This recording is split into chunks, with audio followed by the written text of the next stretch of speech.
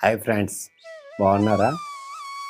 Welcome to our channel జైన్కిసాన్ రుచులు. ఆరోగ్యకరమైన రుచులు చూద్దాం.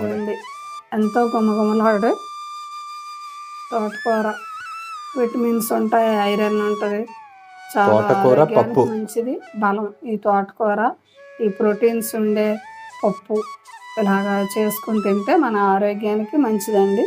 పిల్లలు కూడా ఇష్టంగా తింటారు. ఇలా మీరు కూడా చేసుకోండి. ఇది చాలా బాగుంటుందండి, చిక్కగానే ఉంటుంది, బాగుంటుంది. ఎన్నో క్యాలరీస్ స్టైల్ పప్పు తోటకూర చూసారు కదండి, మీరు కూడా చేసుకోండి. ఏం చేస్తున్నావు ఈరోజు వంట? పప్పు తోటకూర చేద్దామనండి. అదే ఆ తోటకూర అదే చూద్దాం ఉన్నాడండి. పప్పు ముందుగా ఈ గ్లాసుడు పప్పు తీసుకున్నానండి. దీని హెల్త్కి కొద్దిగా పెసరపప్పు కూడా వేసానండి. అంత పెసరపప్పు వేసాను దాని హెల్త్కి. అవి వేసి ముందుగా నానబెట్టానండి. 1 గంట ముందు నానబెట్టాను. నానబెట్టుకున్న ఈ పప్పులో మనం ఇప్పుడు పసుపు వేసుకొని, ఉల్లిపాయ, ఒక చిన్న ఉల్లిపాయ, 3 పచ్చిమిరపకాయలు, 1 టమాటా అండి, అవి వేస్తున్నా. కొద్దిగా 1 స్పూన్ అంతా కారం వేసానండి. ఇలా చేస్తే చాలా ఈజీ, టేస్టీగా ఉంటుంది, త్వరగా అయిపోద్దండి. ఇప్పుడు మనం తోటకూర వేసుకోవాలి. తోటకూర నేను ముందే కడిగి పెడతాను. ఎందుకంటే కడగలేదంటే కొత్తగా వంటలు చేసే వాళ్ళకి, బ్యాచిలర్స్కి తోటకూర శుభ్రం చేయటం ఎలా అన్నది తెలియాలి, ఈజీగా చూపించుదామని నేను ఆగాను. ఇప్పుడు ఆ తోటకూర కడగటం, శుభ్రం చేయటం చూద్దామండి, చూపిస్తాను. ఆకుకూరలకండి ఈ పురుగుల మందులు అవి చేస్తుంటారు కదా, అందు గురించి అని కొద్దిగా ఏ ఆకుకూరకైనా సరే కానీ, కాయగూరలకైనా కొద్దిగా ఉప్పు వేసి, ఉప్పు నీటిలో మనం శుభ్రం చేసుకుంటే మందులు పవర్ అనేది ఉండదు అన్నమాట, ఆకుకూరకి పట్టి ఉండదు. ఇప్పుడు మనం ఆకుకూరని కడుక్కుందాం. ఒకేసారి నీళ్ళు వదలకుండా కొంచెం కొంచెం పోసుకుంటూ కడగాలి. 2-3 సార్లు అయినా శుభ్రం కడుక్కుంటే ఈ మందులు పవర్ ఉండదు, ఆకులు పసరది ఉండదు అన్నమాట.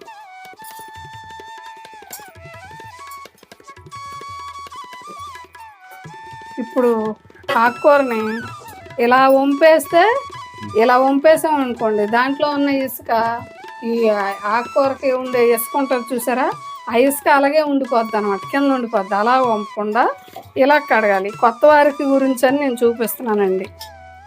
అందరం తెలిసిన వాళ్ళు ఇలాగే కడుగుతాము, తెలియని వాళ్ళ గురించి.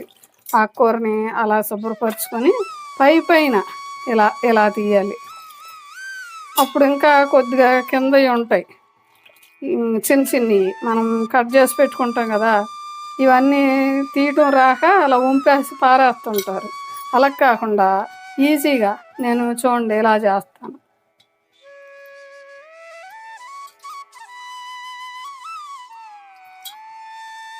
ఈ టీ వడగట్టేదంతా ఏదైనా స్టెయినర్ ఉందనుకోండి, దాంతో టీ వడగా ఏది లేకపోతే ఇలా టీ వడగట్టుకునే దాంతోనన్నా ఇలా శుభ్రపరచుకొని ఈ ఆకుకూరని ఇలా తీసుకోవాలి. తీసుకుంటే మనకి ఒక్క ఆకు కూడా పోకుండా మొత్తం వస్తుంది అన్నమాట. చూసారా ఎలా వచ్చిందో? ఇలా శుభ్రపరచుకోవాలి. ఇలాగా 2 సార్లు అయినా మనం శుభ్రపరచుకోవాలి.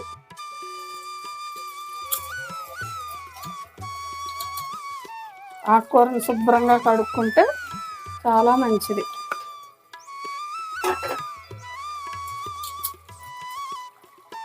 ముందు ఉప్పు నీళ్ళతో కడిగాం కదండి, ఇప్పుడు మళ్ళీ ఇలా కడుగుతాం. కడుక్కున్న ఆకుకూరని అలా తీసుకోవాలి. మొత్తం మీద 2 సార్లు కడగాలి. 2 సార్లు నీట్గా కడుక్కుంటే, ఇక్కడ కొద్దిగా ఆకు ఉంది కాబట్టి కొద్దిగా వేస్తున్నాను కాబట్టి నేను ఒకసారి ఇక్కడ సరిపోతుంది.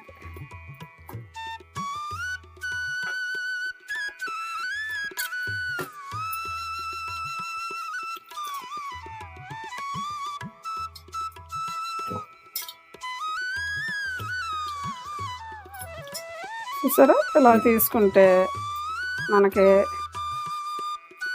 ఇది కింద వరకు వెళ్ళదు, ఇలాగే పైనే అంటుంటాం.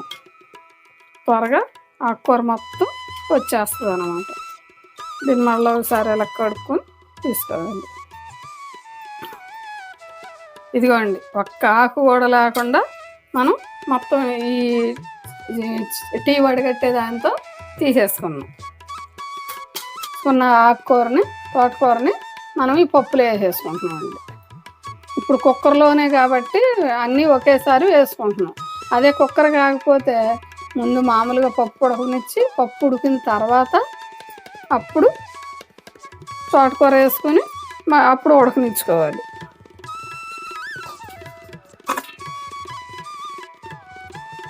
పప్పు సరిపడా నీళ్ళు పోసుకున్నామండి. కొద్దిగా వేస్తున్నా, తోటకూర కూడా వేసాం కదా.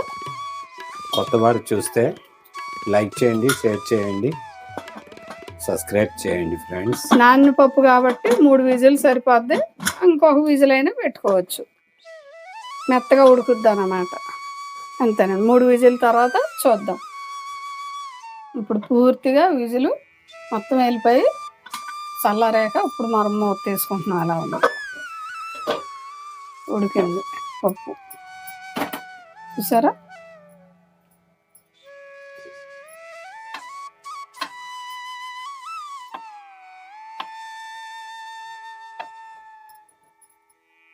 పప్పు ఉడికింది, చూసారా? ఇప్పుడు దీంట్లో ముందు ఉప్పు వేయకూడదండి, ఎప్పుడు పప్పులోను. తర్వాత వేసుకొని మనం పప్పు రుబ్బుకునేటప్పుడు ఉప్పు వేసుకున్నాం. ఉప్పు వేస్తున్నాను, సరిపడగా రుచికి సరిపడగా ఉప్పు వేసుకొని శుభ్రంగా కడిగి పెట్టుకుని పప్పు గుత్తోటి ఇలా రుబ్బుకోవాలి.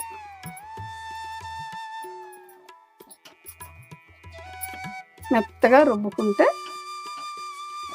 కలుస్తుంది అన్నమాట. ఇది పప్పు ముందుగా నానబెడితే త్వరగా ఉడుకుద్దని నానబెట్టుకుంటాం.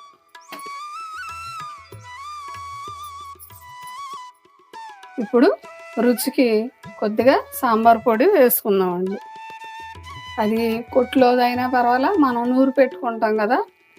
మనం ఆల్రెడీ ఒక వీడియోలో చేసామండి, అలాగా నూరుకున్న సాంబార్ పొడి చాలా టేస్టీగా ఉంటుందండి.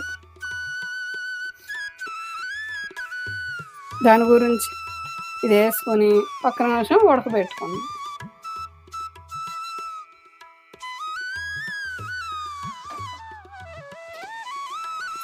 ఇదిగోండి, ఒక్క నిమిషం ఈ సాంబార్ పొడి వేసాక బాగుంది. అది కావాలన్న వాళ్ళు వేసుకోండి, మంచి సువాసన వస్తుంది, టేస్టీగాను ఉంటుంది. ఏమి రుచి, చాలా బాగుంటుంది. గుమ్మగుమ్మలాడిపోతుంది. ఇప్పుడు ఇది అయిపోయిందండి. 2 టేబుల్ స్పూన్లు అంతా ఆయిల్ వేసుకున్నానండి ఈ పప్పు తాలింపుకి.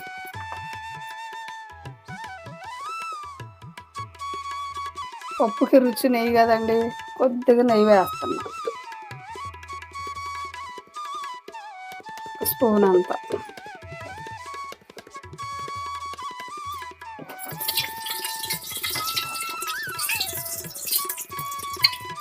సొంత నెయ్యి కదా, చాలా బాగుంటుంది.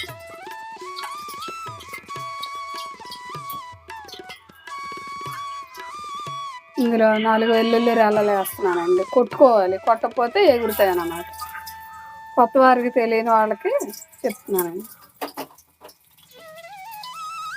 ఇందులో కొంచెం పచ్చెనపప్పు, మినపప్పు వేస్తున్నానండి. కొద్దిగా ఆవాలు వేసానండి, ఒక్కొక్క పావు స్పూన్ వేయి. కొద్దిగా జీలకర్ర వేస్తున్నానండి. ఎండుమిరపకాయలు వేసానండి.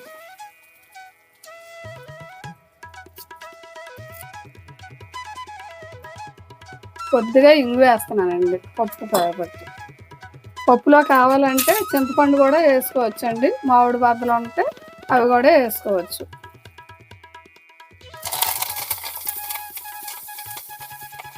మనం ఇక్కడ చింతపండు వేయలేదు, నిమ్మకాయ పిండుకోవచ్చు.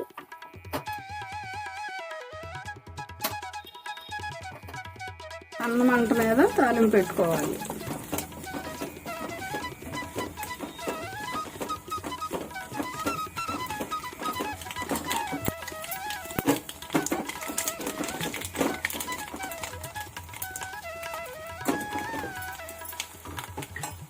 ఇందులో కొంచెం కలర్ కోసం టేస్టీగానే ఉంటుంది. కారం వేస్తున్నానండి, ఆఖరిని మేము వేస్తాం. అలాగే కారం వేసాక ఇంక పొయ్యి కట్టేసుకోవాలండి.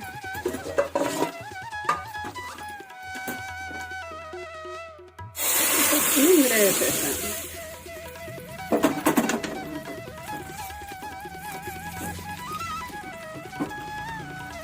అయిపోయిందండి. పప్పు తోటకూర చాలా టేస్టీగా ఉంటుంది. విలేజ్ స్టైల్ పప్పు తోటకూర మీరు కూడా చేసుకోండి, చాలా టేస్టీగా ఉంటుంది. ఎంతో గుమగుమలాడే తోటకూర, విటమిన్స్ ఉంటాయి, ఐరన్ ఉంటుంది, చాలా ఆరోగ్యానికి మంచిది, బలం. ఈ తోటకూర ఈ ప్రోటీన్స్ ఉండే పప్పు ఇలాగా చేసుకుని తింటే మన ఆరోగ్యానికి మంచిదండి. పిల్లలు కూడా ఇష్టంగా తింటారు. ఇలా మీరు కూడా చేసుకోండి. ఇది చాలా బాగుంటుందండి, చిక్కగానే ఉంటుంది, బాగుంటుంది. ఎన్నో క్యాలరీస్ స్టైల్ పప్పు తోటకూర చూశారు కదండి, మీరు కూడా చేసుకోండి, చాలా ఆరోగ్యానికి మంచిది. చూశారు కదండి. లైక్ చేయండి, షేర్ చేయండి, సబ్స్క్రైబ్ చేయండి, పక్కనే ఉన్న గంట సింబల్ నొక్కండి. కొత్త వీడియోలు మీకు వస్తాయి.